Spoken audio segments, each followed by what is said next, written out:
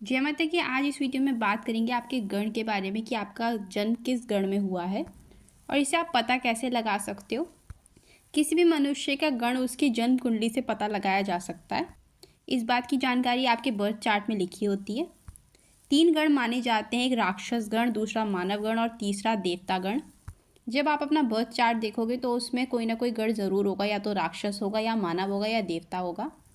उसके अलावा 27 नक्षत्रों में भी ये जानकारी होती है और नक्षत्रों की जानकारी भी आपको अपनी जन्म कुंडली से ही मिलेगी कि आप किस जन्म नक्षत्र के हो। किसी मनुष्य का आश्लेषा नक्षत्र होता है, किसी का विशाखा, किसी का रोहिणी। इस प्रकार नक्षत्र होते हैं कई सारे 27। तो इन गण की जानकारी भी सिर्फ आपको अपनी जन्म कुंडली में ही मिलेगी।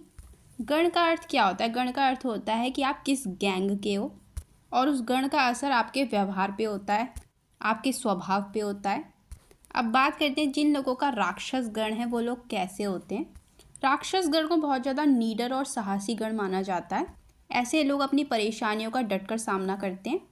इन लोगों का सिक्स्थ सेंस यानी कि छठी इंद्री बहुत मजबूत होती है, जिसकी वजह से ये लोग अपने आसपास होने वाली नकारात्मक घटनाएं या कोई भी नेगेटिविटी बहुत आसानी से भांप लेते हैं।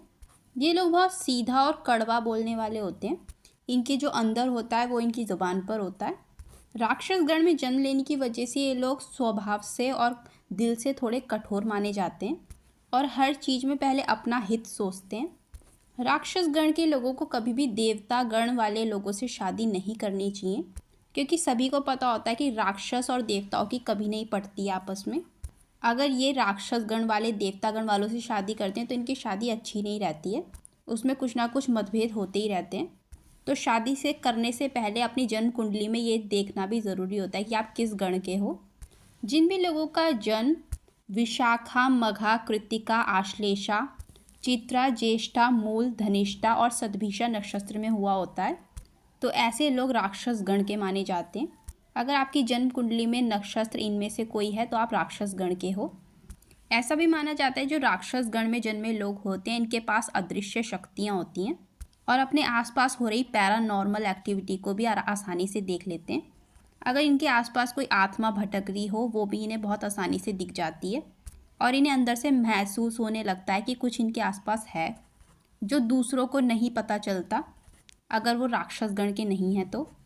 राक्षस गण में जन्मे लोग झगड़ालू भी माने जाते हैं और जब इन्हें क्रोध आता है तो ये भयंकर रूप ले लेते हैं। उस समय राक्षस गण के लोग ये भी माना जाता है कि ये लोग प्रमेह रोग से पीड़ित होते हैं और ये लोग रोमांटिकली से ज़्यादा किसी से फिजिकली बहुत जल्दी अट्रैक्ट हो जाते हैं अपोजिट जेंडर से।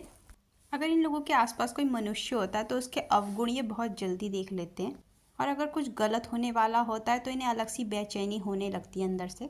शादी करने से पहले अगर लड़का लड़की का गण सेम है तो शादी अच्छी रहती है उनकी, पर अगर किसी का राक्षस गण है और लड़की का है मानव गण या देवता गण तो वो शादी अच्छी नहीं मानी जाती है, तो ये गण दोष माना जाता है।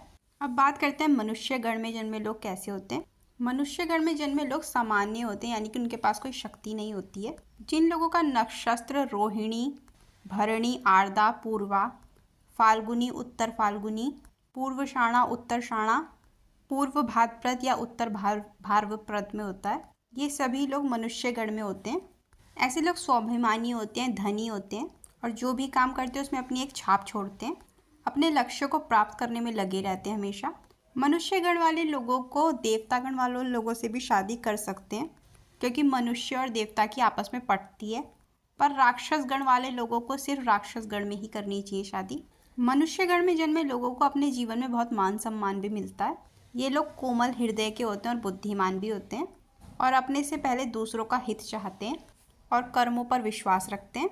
ये लोग व्यवहारिक होते हैं। मनुष्य गण वाले लोगों के अंदर मनुष्य की तरह ही गुण पाए जाते हैं और ये जीवन में आने वाली जो भी परेशानियां होती हैं उससे बहुत जल्दी घबरा जाते हैं।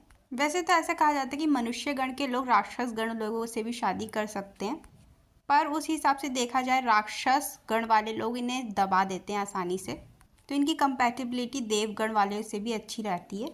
और मनुष्य गण वालों को मनुष्य गण वालों से ही शादी करनी चाहिए और देवता गण से भी करना चाहें तो कर सकते हैं, वो भी अच्छे रहते हैं इनके लिए। ये लोग हमेशा अपनी मेहनत के दम पर आगे बढ़ते हैं।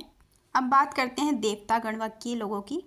जिनका जन्म देवगण में हुआ है वो कैसे होते हैं? ये सबसे सर्वश्रेष्ठ गण माना जाता है क्योंकि ये देवगण है। ऐसे लोग बहुत दयालु होते हैं और जिंदा दिल होते हैं। इनके गुण देवताओं की तरह होते हैं अच्छे।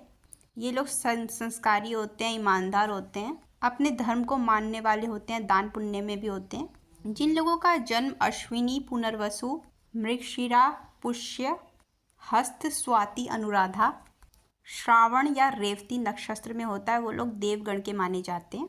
ऐसे लोग माना जाता है दिल से भी बहुत सुंदर होते हैं और शरीर से भी, और इनको अपने जीवन में सादगी बहुत प्रिय होती है। जो खूबी देवताओं के अंदर मिलेगी वो इन लोगों के अंदर भी देखी जाती है।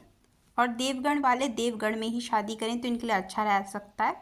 आप चाहें तो मनुष्य गण वाले लोगों से भी कर सकते हैं शादी, पर राक्षस गण वालों से नहीं करनी चाहिए। शादी करने से पहले अपने गण ज़रूर देखने चाहिए, और अगर गण दोष हो तो उसके उपाय भी करने चाहिए। तो ये थी जानकारी। अगर आपको वीडियो पसंद आई तो लाइक, शेयर और सब्सक्राइब जरूर करें। Thank you.